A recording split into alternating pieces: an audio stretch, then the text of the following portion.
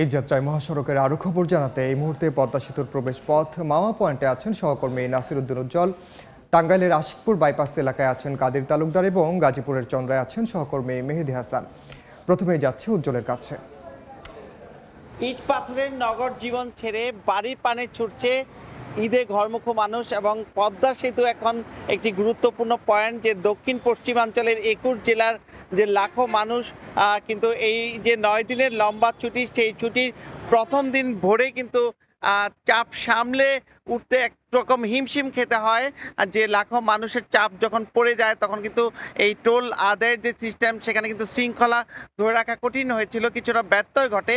পরে আস্তে আস্তে কিন্তু সেটি সামলে নেওয়ার কারণে কিন্তু এখন নির্বিঘ্ন বাড়ি ফিরছে দক্ষিণের মানুষ। এবং এখানকার যারা দায়িত্বশীল তারা কিন্তু বলছেন যে দুপুর 2টা পর্যন্ত কিন্তু 26,000-এর বেশি যান তারা পারাপার করেছেন, যেখান থেকে 2,66,00,000 টাকারও বেশি টোল আদায় হয়েছে। এবং সেটি কিন্তু গেলকাল পুরো 24 ঘন্টা ছিল মাত্র 27,000 যানবাহন পারাপার, এবং সেখান থেকে কিন্তু 3,07,00,000 টাকা আয় হয়েছিল। তবে আজকেই কিন্তু সবচেয়ে বেশি আয় হবে সেটি কিন্তু তারা ধারণা করছেন। এবং এই যে 9 দিনের যে ছুটি সেটি কিন্তু 5 এপ্রিল শেষ হবে, তারপরে কিন্তু আবার নগর জীবনে ফিরে যাবেন।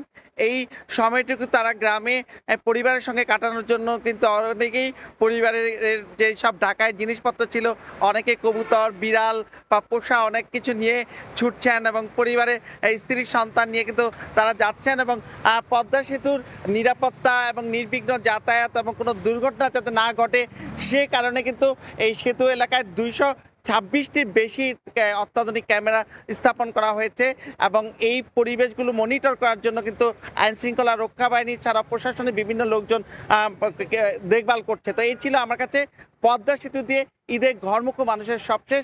আমরা জানবো এবার টাঙ্গাইলের খবর, সেখানে রয়েছেন সহকর্মী কাদের তালুকদার।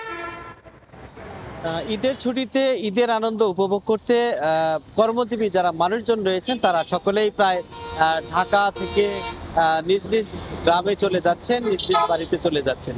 যে কারণে আসলে আনুষ্ঠানিকভাবে গতকাল বন্ধ হওয়ার পর থেকে, বন্ধ ঘোষণার পর থেকেই ঢাকা টাঙ্গাইল মহাসড়কের যে কর্মব্যস্ত যে মহাসড়কটি রয়েছে সেই মহাসড়কে কিন্তু ব্যাপকভাবে গাড়ি বেড়ে যাচ্ছে। অন্যান্য দিনের তুলনায় প্রায় কয়েক গুণ গাড়ির চাপ বেড়ে যাচ্ছে। আজ সকাল থেকে গাড়ির চাপ কিছুটা কম থাকলেও যতই বেলা বাড়ছে ততই কিন্তু এই যানবাহনের চাপ বৃদ্ধি পাচ্ছে। অনেকেই নিজস্ব পরিবহনে মোটরসাইকেলে করে বাড়ি যাচ্ছেন, আবার বেশিরভাগ মানুষ গণপরিবহন এবং ট্রাকে করেও বাড়ি যাচ্ছেন জীবনের ঝুঁকি নিয়ে।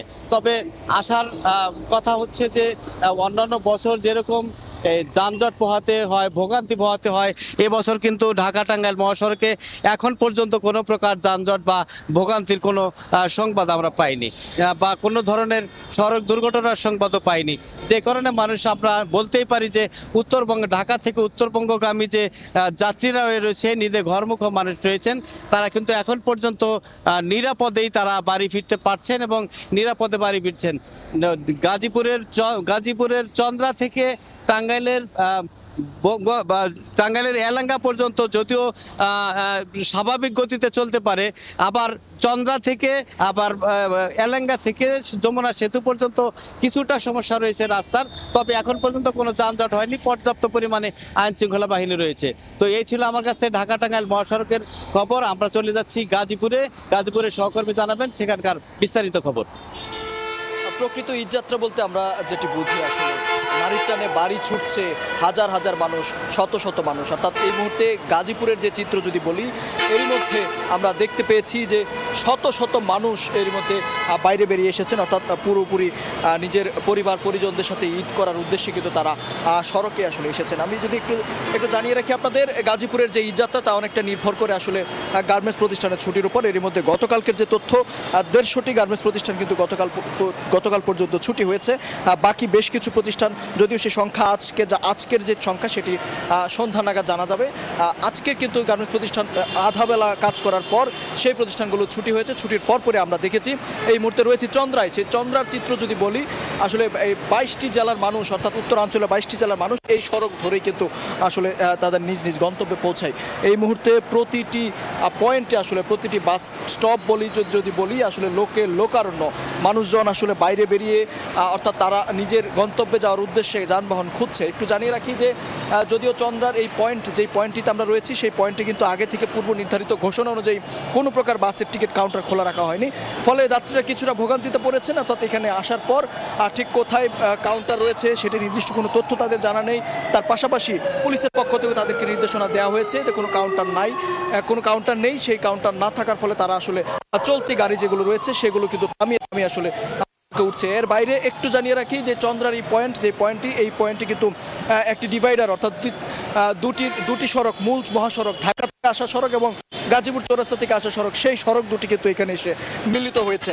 সেই মিলিত হওয়ার ফলে কিছুটা যানবাহনের ধীর গতি আমরা লক্ষ্য করেছি। এবং এর পাশাপাশি যদি সড়কের আইন শৃঙ্খলা বাহিনীর নিরাপত্তার কথা বলি, সকাল থেকে লক্ষ্য করেছে আইন শৃঙ্খলা বাহিনীর নিরাপত্তা চাদরে কিন্তু ঢেকে রাখা হয়েছে। এবং এর পাশাপাশি একাধিক কয়েকশো ভলান্টিয়ারও কিন্তু কাজ করছে।